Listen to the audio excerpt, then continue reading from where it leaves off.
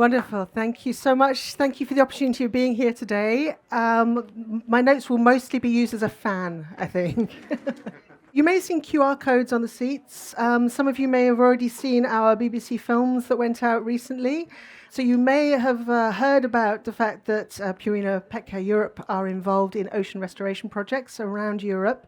And you may have asked yourself why. So this is what we're here to talk about today. But I'm going to start, first of all, to explain why everybody in this area, everybody actually should be involved in or supportive of marine ecosystem restoration, starting with the ocean itself. So the ocean and marine ecosystems. Around 3 billion people globally are directly reliant on the oceans for food, for livelihoods.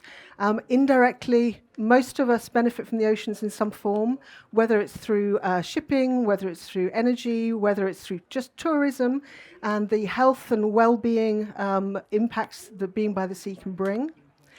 But all of us benefit directly from the ecosystem services that are provided by the ocean.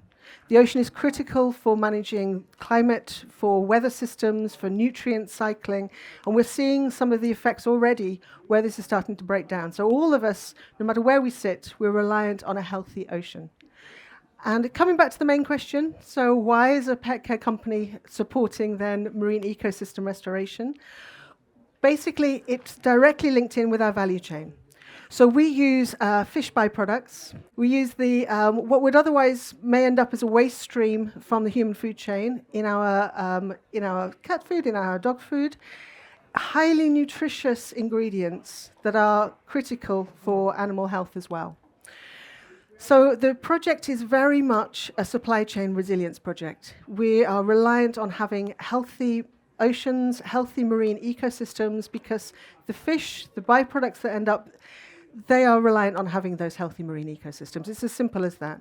And if we look at the bigger picture, we recognize as well that as a business overall, we're also reliant on those ecosystem services that the ocean provides, and where the ocean is struggling at the moment. So you've probably seen record sea temperatures. You've probably heard about overfishing, around 15% of species already on the critically endangered list in European waters. There are several problems that are hitting the ocean at the moment, mainly coming from human activities, either directly or indirectly. So if we look at overfishing, damaging fishing practices like trawling, we've got marine pollution, including the nutrient runoff from agriculture that's ending up in the ocean.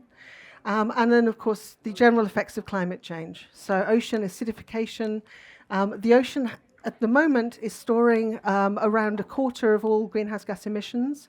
And if it continues like this, it will struggle to do so. Marine ecosystems in particular, so when I talk about marine ecosystems, this is mostly the coastal ecosystems that you might see when you go to the beach. So seaweed forests, seagrass meadows, oyster reefs.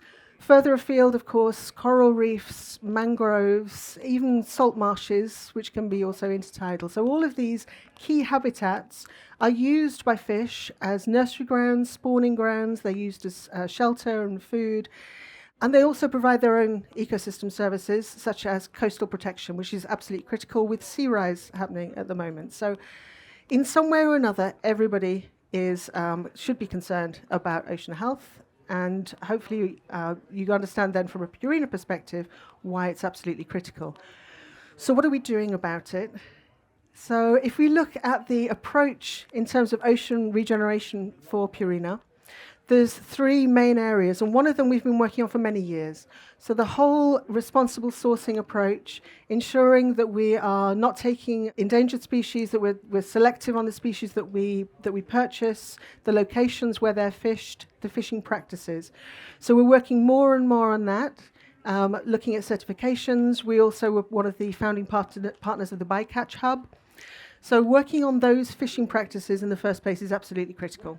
Secondly, on the nutrient pollution, so the agricultural runoff, this is where the seaweed biostimulants come in. So we're trialling seaweed biostimulants across the UK and France at the moment to understand how effective they are to allow us to reduce the amount of fertilizer that we're putting on the land.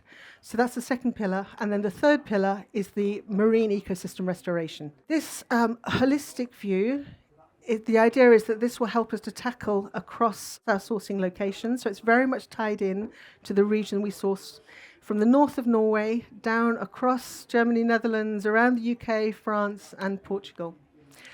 So this is why we've selected partners across those regions. We're working with partners that already had solutions that they had in place. They were tested at a certain level.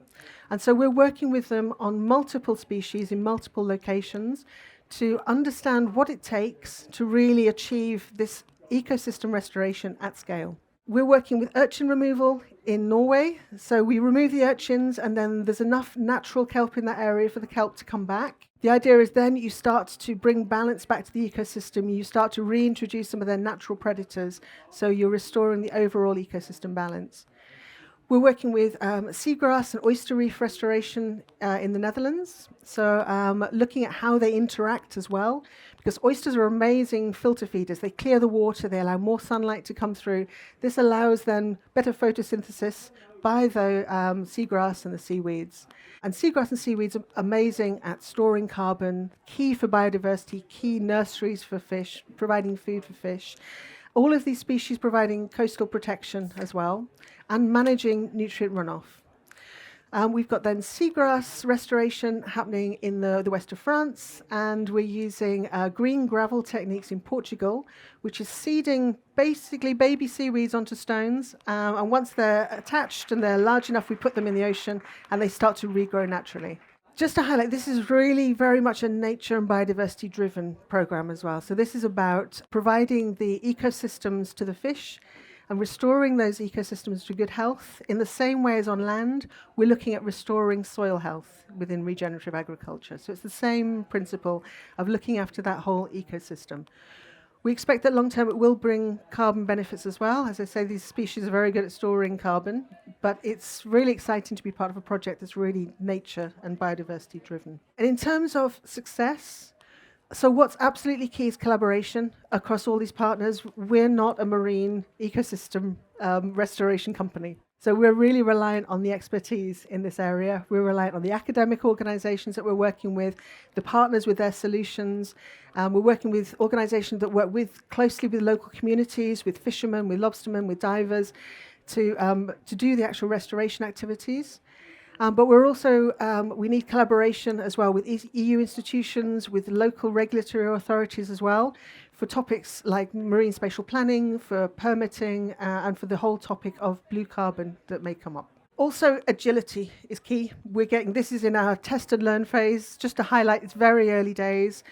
It's only when you really do things you find out what really doesn't work. Nature, it doesn't always behave as you expect. So this is our test and learn phase, which will run until the end of 2025.